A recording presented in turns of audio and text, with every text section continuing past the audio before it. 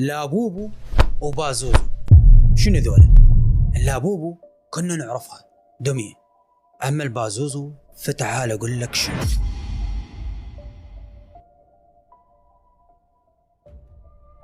البازوزو هو شيطان يسمونه شيطان الرياح أو شيطان الكوارث والأمراض. هالشيطان هذا قديم جدا، وكان من أيام البابليين أو من أيام الآشوريين، واشتهر بالعراق، وبنفس الوقت موجود بالحضارات المصرية كذلك، لكن تحت مسمى آخر.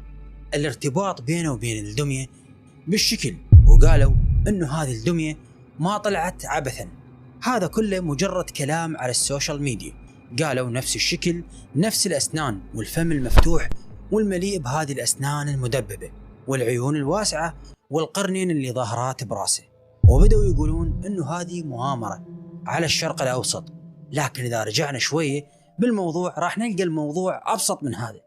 لابوبو مجرد لعبة عادية اشتهرت بسبب مطربة آسيوية طلعت شايلة هذا اللابوبو يعني وياها وهي تغني، فاشتهر وصار له صدى واسع. إذا نرجع على اللابوبو شوية أقدم راح نلقى أنه هو ظهر بال2015 بشكل فيلم كارتون، لكن ما حد تابعه وما حد شاهده، لأن الصراحة مؤذي للعين. وحتى هذه الدمية اللي صنعها قال أنه هي دمية يعني تابعة الأشياء وثنية قديمة جدا، وهي وحش مصغر، الوحش كبير هم اسمه تقريبا نفس الاسم، وسوى هذه الدمية. يعني الدمية باختصار شيطانية، وما حد راح يشتريها أصلا لا مال الكلام اللي صار عليها بالآونة الأخيرة.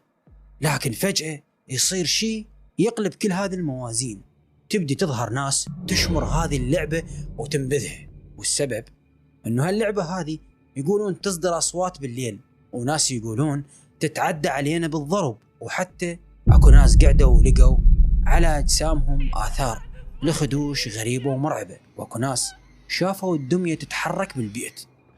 لكن كل هذا اللي انتم سمعتوه هو كان مجرد كلام من ناس. الذكاء الاصطناعي بالوقت الحالي مرعب جدا، لدرجة انه تكتب اي حاجة ما يتخيلها العقل راح يقدر يسوي لك اياها. لكن هذا الشيء ما يمنع انه الدمى هذه اللابوبو وغيرها تنسكن بالجن، والسبب انه بالعبادات الوثنية القديمة كانت الدمى تستخدم كوعاء للسحر. يقولون انه الروح الشريرة او الجن ما يحضر إلك الا تكون عندك دمية تسوي طقوسها، وهذه الدمية راح يتشكل به او يدخل بيها الكائن اللي انت راح تحضره.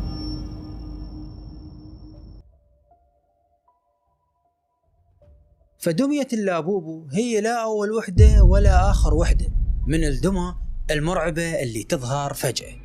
دمية أنابيل اللي موجودة حاليا ما أعرف بيا مكان بالضبط، لكن مشهورة جدا إنه هذه الدمية مسكونة بالجن وغيرها، وهم فكر واحد يروج لها لكن ما انباعت بكثرة مثل هذه الدمية.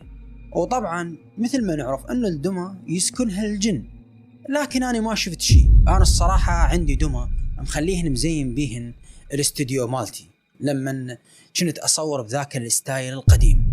المهم ما شفت يوم من الأيام أن الدمى تحركت أو شيء، بس أحيانا إذا أنت تظل تطالع بصورة، خاصة إذا أنت كنت قاعد بالليل مو دمية صورة عادية، تحس أنه هذه الصورة بدأت تتحرك أو يعني تشوف أنه بيها اختلاف، والسبب أنه عقلك يبدي يترجم الأشياء اللي قدامك حسب ما أنت رايد. بس هذا الشيء ما يمنع أنه أكو يعني دمى مسكونة بالجن حرفيا.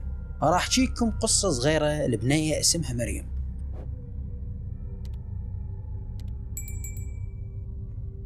مريم تقول بعد ما صار عمري 15 سنة سووا لي عيد ميلاد، وجوا أصدقائي علي اللي موجودين في فرعنا وبشارعنا. يعني بعد ما قسمنا الكيك وأكلنا بادلوني الهدايا، انطوني هدايا عديدة، ومن ضمن هذه الهدايا كانت دب ما يعبر الحجم مالته 20 سنتيم، وكان لونه أحمر من بنية عزيزة علي.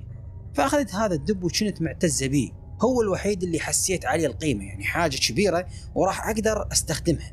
وبما أنه أنا غرفتي وحدي كنت أنام دائما وأخلي هذا الدب بجنبي. بيوم من الأيام دورت على الدب وما لقيته، أهلي قالوا ما ندري هو بغرفتك، دورت عليه ودورت وماكو.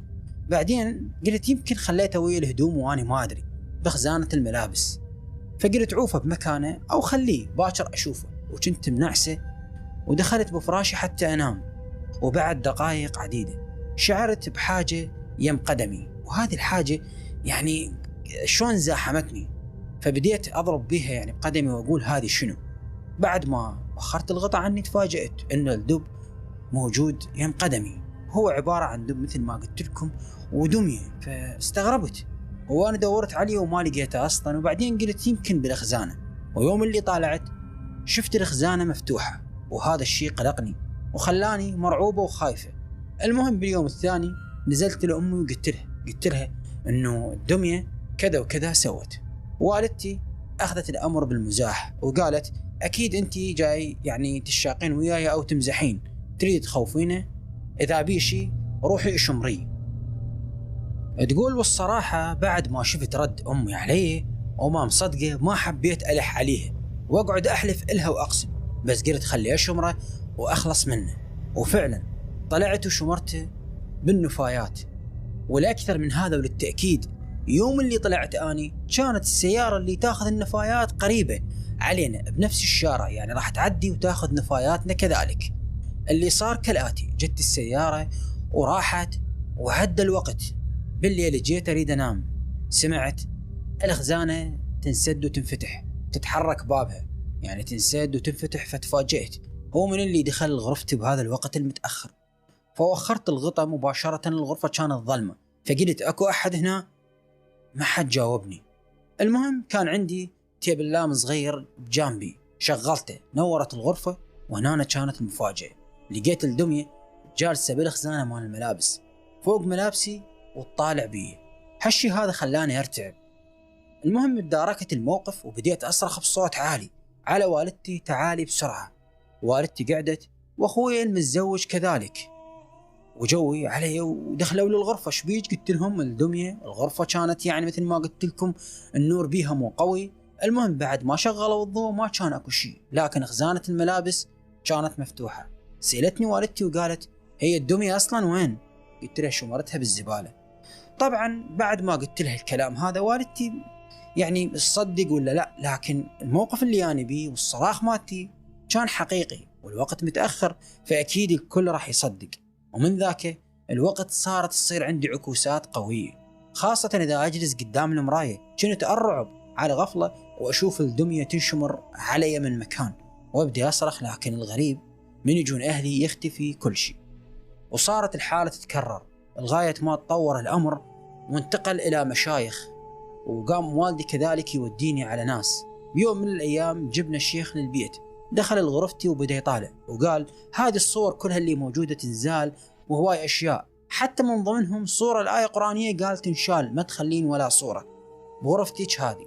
وطالع بالمراية وقال هذه المراية هي بوابة، بالليل إذا جيت تنامين غطيها. تقولوا فعلا بديت أغطيها وبديت أسمع قرآن دائما. خفت الأشياء واختفت. وبعد تقريبا 2 سنين من هذا الموقف، بعد ما انتهى تماما ونسيته واني كبرت وعقلي كبر وقمت ما أخاف، كنت أداوم مدرسة وبالثانوية وعندي صديقات جدت كذلك. اجى عيد ميلادي وسويت عيد ميلاد واحتفلوا بي أصدقاء، ومن ضمن ذن الصديقات كانت عندي صديقة جديدة كذلك. اجت للبيت وكانت جايبة هدية مغلفة والكل كانوا جايبين هدايا. بعد ما طلعوا بديت أفتح بالهدايا بغرفتي وعادي يعني، لحد ما فتحت الهدية مال البنت صديقتي الجديدة، والمفاجأة كانت نفس الدمية كذلك. طالعت بيها وقلت أكيد هذه دمية عادية. الصراحة الخوف انتابني مرة ثانية والرعب والأشياء اللي كنت أشاهدها. كنت أسمع صوت جوا السرير، صوت خطوات ناس يمشون، أسمع كلام. هذه الدمية صارت تظهر بحياتي بصورة متكررة. بعد ما خلصت من الموضوع يعني ما قدرت أرجع إلى مرة ثانية، فحبيت أنه ألزم هذه الدمية ويعني أقصها بالمقص. فبديت أفتح يعني من جهة الرأس والعيون أفتح بيها وطالع أرد أتأكد. بعد ما فتحتها ومزقتها كلها كانت دمية عادية، قطن وقماش فقط بس. ورا ما لميت الغراض مالتها أو اللي صار اللي قطعته بالمقص ورميته بالنفايات كذلك، وانا جالسة أرتب بغراضي، شعرت إنه أكو إيد انحطت على كتفي. بثناء ما أني كنت أرتب الغراض بالخزانة، إيد وتنحط على كتفي، فتخيلت إنه والدتي دخلت بدون صوت علي لأن كانت الباب مفتوحة. أول ما التفتت لقيت رجل غريب متوسط بالعمر يطالع بوجهي ويضحك. طبعا أول ما شفته استغربت هو شلون صعد لأن كان بشر، فقلت له أنت منو وش جابك؟ فجأة وجهه تغير وصار يعني أسود وعيونه صارت حمر. صرت أصرخ بصوت عالي وفقدت الوعي. وبعد ما صحيت أهلي قالوا أنت صارت 3 أيام بالمستشفى غايبة عن الوعي، وهسه يلا رجع لك وعيك، مع العلم الدكاترة يقولون أنت ما بيك شيء. طبعا صار عندي مس وتراجعت بالدوام وصرت أشوف هذا الشخص وما أعرف هو سحر ولا بسبب هذه الدمية.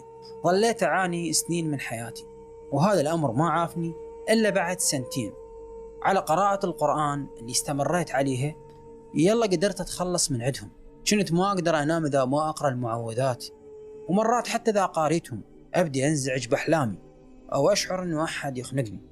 فالدمى اللابوبو وغيرها وأي دمية عادية من المحتمل تكون مسكونة بجن. كل واحد وعنده وضعه ببيته. أكو بيوت نظيفة ما بيها شيء، دمية للأطفال يلعبون بيها أوكي يمشي الحال، بس أكو بيوت ثانية بيها شيطان طليق وطريد جاي من سحر مشمور إلهم، يعني مثلا حاجة غريبة أو كيان. المهم ما رضت أتعمق حتى لا أخوفكم موجود شيء ببيوتكم، لكن أنت إذا جبت دمية يجب أنه تتأكد 100% أنه أنت إنسان عدل، أنه أنت إنسان ملتزم، أنه أنت إنسان تعرف بالدين. يعني مو خلاص تجيب الدمى وتخليها، خاصة بغرف الأطفال. هو بدون كل شيء الطفل يكون عقله غير عقل الإنسان الكبير. أحيانا الأطفال يشوفون حاجات إحنا ما نشوفها، فماكو داعي تخلي طفل وحده بغرفة وتجيب له دمية يعني تذبح يمه. وجهة نظري بالدمية لابوبو أو بالشيطان ذاك لا زوزو مدري بازوزو. المهم الدمية هذه مجرد دمية عادية ما لها أي قيمة، اشتهرت بسبب تفاهة الناس وفراغهم، بدأوا يشتروها. والمشكلة الأكبر بدول الخارج سعرها غالي جدا، تتعدى $1000، خاصة إذا كانت نسخة خاصة من عندها، وهي أصلا دمية لا شكل ولا خلقة ولا حتى أخلاق. لا كذب، هي بالنهاية دمية يعني. المهم فهذا الموضوع كله باختصار، لكن إذا نرجع للحقيقة أكو شبه كبير جدا بين الدمية لابوبو وبين الشيطان اللي موجود بالحضارات البابلية، نفس الشكل تقريبا. فأنتوا برأيكم أكو ارتباط لو ماكو ارتباط؟ وهذه مؤامرة لو مو مؤامرة؟ بس أنا أشوفها مو مؤامرة. وانتظروني غدا بقصة جديدة إن شاء الله. تعال قبل تريد تروح، هذه القناة احتياطية أنا مخليها لكم، أريد أسوي بيها محتوى تشوفوني بوجه ثاني غير الرعب. حطوا لي اقتراحاتكم تمام. أما بالنسبة للقناة الرئيسية ما نغيرها، قصص للجن حصرا، وإن شاء الله أرجع مثل قبل أنشر لكم يوميا قصة وطفت الكهرباء. في أمان الله، ولا أنا ما جاي أشوفكم.